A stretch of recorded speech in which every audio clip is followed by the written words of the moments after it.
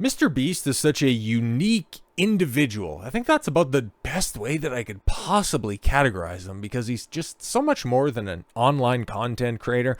He has really broken into the mainstream, obviously. Like, he's got his Beast Games Amazon show, which, it's a very sanitized real world version of Squid Games, where obviously, you can't go through with a Running Man style reality game show, but I've sung his praises and also derided the guy because I think he generally does good philanthropic work, but then at the same time, his handling of the whole Chris Tyson situation was sketchier than a Jackson Pollock painting. But if you were to ask me, do I think that he's necessarily a net benefit for the world or a net negative, I would lean on the side of positive, mostly because what he's generally known for and and the good that he has done for the world and the way that he positively affects individuals. I would say that that's probably actually would have to be a benefit for society, especially to offset the other content creators that are out there that are just absolute scumbags, even if they do try to put up a positive face. But that's also another thing about MrBeast, where for as much good as he does, he just seems like he can't escape that uncanny valley. Like, he's a real person, okay? Like, I know Jimmy Donaldson is very much a real individual. It's just whenever he's in front of a camera, he kind of has that goofy smile on his face and those soulless, lifeless, dead eyes. And it's really hard when you can see somebody who is just so obviously caught up in the brand of who they are, they have just forgotten who they are. That's MrBeast, okay? That's why I said he's such a unique individual, in so much as he does so much good. He does, I don't know if it's malicious amounts of bad, but he's everything and anything. He's definitely the Rorschach tests of new celebrities, okay? But there's something that we can all agree on this one. Kotaku is a garbage outlet, okay? And then when they start to attack people, I just reflexively always want to take the side of the people that they're against, okay? Because we've recently seen, Hassan end up getting banned on Twitch, and who were running puff pieces for that terrorist sympathizer. Oh yeah, exactly. So Kotaku, they can't go out of business quickly enough. Especially when they start to do just goofy and slanderous stuff like this. Like, check this out. Kotaku grossly misquotes MrBeast, leading to a dog pile on the YouTube star. Which, yeah, okay, from people that just have light switch brains. Oh my god, he employed the freak who decided to put on a dress and abandon his family, which is like, that's kind of funny. But yeah, also at the same time, he did do all of that stuff. I can't support him. It's like, well, he does a lot of stuff. We don't know necessarily how much he knew about that, and frankly, I don't know, man. I'm not just going to judge somebody based on one action that they take. Sorry. That seems kind of dim-witted, but the outlet quietly edits the article and buries correction with no apology. Big shock on that one. Kotaku doing slanderous journalism? Must be another day that ends in Y. Kotaku, the gaming website notorious for misleading headlines and diminishing staff. Yeah, it's hilarious because I think we got Kotaku as another source for later in the day here, and well, some of the stuff that they're doing, yeah, no, it's quintessential Kotaku, but the way they want to the way that they want to frame themselves and the way that everybody knows them is just kind of the cesspool. And one of, if not the loudest voices for either iterations of Gamergate. Well, I guess any of the plethora of iterations of Gamergate over the past decade plus. They really couldn't care less about video games anymore, which is very interesting in and of itself. But, yes, has been caught spreading misinformation, this time about YouTube's biggest creator,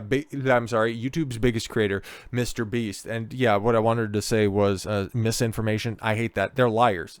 Just call them liars. They got caught red-handed. They changed some stuff, and now they're just trying to move on. They're liars. They aren't peddling misinformation. They're frauds. They're scam artists. Call them what they are. Stop using their language.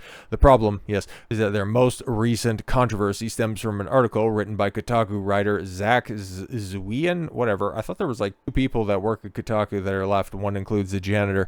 Originally headlined MrBeast, "A life is so much easier when you're broke." Which, yeah, that's, it's not a unique sentiment that people in positions of power and extreme wealth haven't expressed before. So, yeah, that's why it, this seemed reasonable, and it seemed likely that he might have said something like that. And then, you just have the brokies that are in the comment section come by and go, "Oh, that's nice to say for somebody who just has all of this money. Oh, you could just pay to make his mistakes go away." It's like you're dealing with a different set of problems when you got a bunch of money because, hey, shout out Biggie, mo money, mo problems, which, yeah, you're dealing with issues at a much larger scale. So, yeah, when you're broke, things relatively do seem a little bit easier. Okay, you might be worried about how you're going to be able to make ends meet as opposed to, managing hundreds of employees, making sure that business properly grows, and who I'm getting sued by this week to get the proper attorneys over there so that I don't end up in jail, or one of my businesses has to go out of state so that I don't end up getting, audited by the IRS, which could be another headache on top of it. So yeah, you're dealing with another set of problems, and of course I can explain that and make it make sense from a bunch of different avenues, but the problem is, yeah, MrBeast never actually said that. Oh, okay, cool. So, why would you just make up a quote? I'm sure you could probably get him to say something insane, okay? Or you could even just shift that whole narrative, which now, because he's, just dressing like a Zoomer, take that whole, is Mark Zuckerberg a robot, and then just go ahead and place it on MrBeast, because there's got to be something synthetic behind those eyes. Okay, nobody can be that animated and that lifeless at the same time. You hear the way that he presents on that Beast games, it's totally foreign. It's somebody who's like really stuck in that 2016 super peppy YouTube delivery. What's up, guys? So glad that you're back here with another video here today. Just that really exuberant stage presence, but that's also coming off the back of somebody, oh, you just broke your leg, well, that's just a real bad time because we're about to give away $25,000. It's misplaced emotion, and it's just normally coming out of somebody who's either highly autistic or somebody who's just been brought up in the spotlight for far too long and doesn't know how to act in proper social settings. Okay, so why do you have to make up lies, bro? And then, yeah, you end up getting dunked on because fake. MrBeast never said that. He stated in a post that he never said that, and that he is being attacked for this fake news. Yeah, no, I could totally believe it, because even as unreliable, and the moment that you see Kotaku's running with anything, you should just immediately assume the opposite, because they have quite the reputation, in case you've forgotten. But of course, there are, the moment that somebody achieves even just a modicum of success, more than just the average loser, okay? Just a 9-to-5 wagey, just a slave to life, their baser emotions, they just punch in, punch out, only to get home and then just get nagged to death by their overweight wife. The moment that they can go ahead and lash out at somebody that's more successful and that they're incredibly envious of, they're going to take it. Okay, so yeah, even if it does come from a disreputable source like Kotaku, they can go ahead and leverage it. Okay, in a recent episode of the Diary of a CEO podcast, Jimmy Donaldson, better known as MrBeast, if you didn't know, spoke about the challenges of his high-profile lifestyle. The real quote, which Kotaku failed to verify before running with the misleading headline, was, "It is like so much easier when you're bro. If you don't travel constantly, life is so easy." Yeah, no, I could totally imagine that. If you have a base of operations, you can go ahead and just manage everything from one central location. A lot easier than having to get flued out everywhere. That totally makes sense. At no point did MrBeast claim that, yeah, being broke made life easier, or even uttered the word broke. So, yeah, I guess they're extrapolating on the whole, if you have the ability to travel, you have the ability to get a private jet, therefore you're very, very rich. And if you weren't so rich, and if you couldn't fly out of private airports, life would be easier. So that means, back when you had smaller problems, life was easier. So everybody should just be broke so that they wouldn't have to worry so much about things. See, that's why socialism works. Wait, what? What? Okay. At no point, yes, did he say that, and he was simply discussing the exhaustion that comes with nonstop travel and high-level responsibilities. Yes, but rather than verify his words, Kotaku rushed in with the incorrect quote, attempting to bank on what would have been a hilariously out-of-touch statement if true, for maximum outrage clicks. MrBeast took to X, to share the misquote from Kotaku, noting that that since the article went up, he'd been victimized by a slew of online verbal abuse. Yeah, exactly, because that comes across as clunky as, Stupid Hassan, which I think I've said his name more this week, more than I have in the past 6 months, and definitely more than I've ever thought about the dork. But last year when he was complaining about social battery and streaming is so difficult? It's like, yeah, I can understand, having to be in front of the camera, you're constantly having to be on, and yeah, I also get it too. But the moment that you put that out there because everybody thinks that, I work at a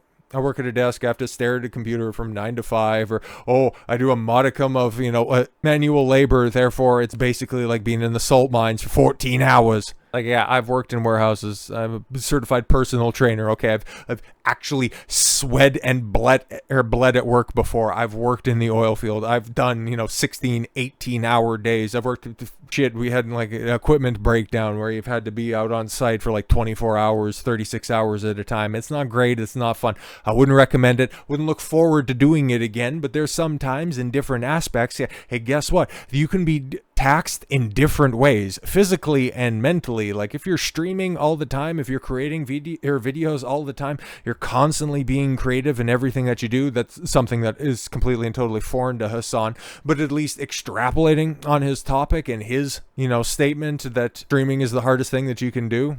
I'm being a little bit hyperbolic on that one. Obviously, that was a situation that was litigated time and time again, and other people have come out and said, even more inflammatory things to get even more attention. But yeah, just the standard idea that streaming is more difficult than a 9-to-5 job. You're never going to get any sort of sympathy from that because everybody thinks that their job is the hardest. They have it the worst, especially from the people out there that just want to constantly bicker and go back and forth with you and tell you about how shitty their life is. Okay, like I already know how shitty their lives are. Okay, because they're out there just attacking people behind nameless faceless avatars. I already know your life sucks. Okay, I already know that you have a sub-average IQ. You make less than the median salary, and you've resigned to the fact that you're never going to achieve anything because you have a constantly negative mindset. I understand, okay? The world needs ditch diggers too, But if you just, simply apply yourself a little bit, okay? Like, it's not even that difficult to just raise your lot in life. If you just do a little bit of work and just simply engage with hypotheticals, the sign of a somewhat learned mind, you'd be shocked how much you'd learn. You'd be shocked about how much you can actually grow as an individual if you stop making yourself a victim every single time you hear about somebody else's tough situation. Big shock on that one. Let's see how MrBeast responded to this stuff. Got off on a little bit of a tirade, obviously. A news site lied and said that I said life is so much easier when you're broke, which I didn't say. Now I'm waking up to millions of people believing the lie and hating me. Being famous is so much fun. Yeah, exactly. Oh, see? Oh, he laments his fame. MrBeast claims in a response to our article that, life was so much easier when nobody knew who he was. I mean, if you just really wanted to lean into the fact that you guys are the quintessential yellow journalists, like that's the way that you could play that, and that would actually be funny, and you might actually get some fans off of that. You'd get some meme clicks off of it. But anyways, following backlash and swift community note fact-checking of their misquote, Kotaku eventually revised the article, but instead of issuing a proper retraction or an apology, like a news outlet should under some sort of journalistic code of ethics, the outlet, yes, it did the absolute bare minimum. Mistakes and misquotes happen in journalism. Yes, tight deadlines and a constant race to get news out can lead to accuracy issues, but responsible journalists, yes, will take every opportunity to correct their mistake, apologize, and vow to do better. This didn't happen here because, goddammit, we're Kotaku, baby. The original article, along with the promotional X-post, went live on February 20th, 2025. However, the article was not corrected until March 1st, a full 10 days later. Rather than issue a proper widespread correction or apology, Kotaku merely tacked on a small note at the very bottom of the page. So yeah, after you read everything and go, wow, he actually said that about, being poor and things were easier, that's kind of crazy. And then by the time that everybody gets about halfway through the article, they don't even see the little correction at the bottom. A prior version of this article incorrectly quoted MrBeast as saying, easier when you're broke. That's interesting. When speaking about the challenges of his current lifestyle, the misquote, yes, came from a transcript provided by PR, the Diary of the CEO podcast. So yeah, just shirking responsibility, not, yeah, you know what, hey man, we got caught up. He didn't actually say that. Our bad, we'll do better. No, we got a bad transcript. I don't know where we got it, probably from the, the auto generation on YouTube. And oh man, it's just really bad. Okay, this misquote came from a transcript. Yes, MrBeast has since clarified in a statement in a post on Twitter, where he put us on blast, and we've updated the quote and the article's headline accordingly. Nowhere in the correction does Kotaku apologize for the mistake or the impact that it had on MrBeast. Yeah, exactly. But there it is. Oh, but that's it. Just in a small blurb and at the very bottom of the edited article, which after being up on the site for a full 10 days, likely wasn't receiving a lot of traffic. Yeah, exactly, because that's the way that these, slop sites go. They just put out a bunch of crap. And you can, still find the original title, like you can for a lot of different articles that go through different permutations, rather. So yeah, it's still right there, but then it'll redirect to something, just so much better. Don't worry about it, guys. But Kotaku being a shill organization is nothing surprising. MrBeast being a target for being as popular as he is, for being as surrounded in controversy as he constantly is, whether legitimate or not, he's going to find himself in these situations. Is it fair? No. Is it reality? Yes. Should you learn from these situations? Everybody involved should. From the way that MrBeast handled that, putting these hacks on blast, to never forgetting how Kotaku handled that situation, but then also remembering the source of this information and then also applying that to whatever else you see out there. Take a look at who's reporting it and then base your response on that, because honestly, like, if MrBeast even did say that, how does that directly affect your life? And then move accordingly. So with all that said, thank you all very much for the gift of your time. I've been Don Consuelo, and I want you to follow your gut and get after it. Take care, everyone.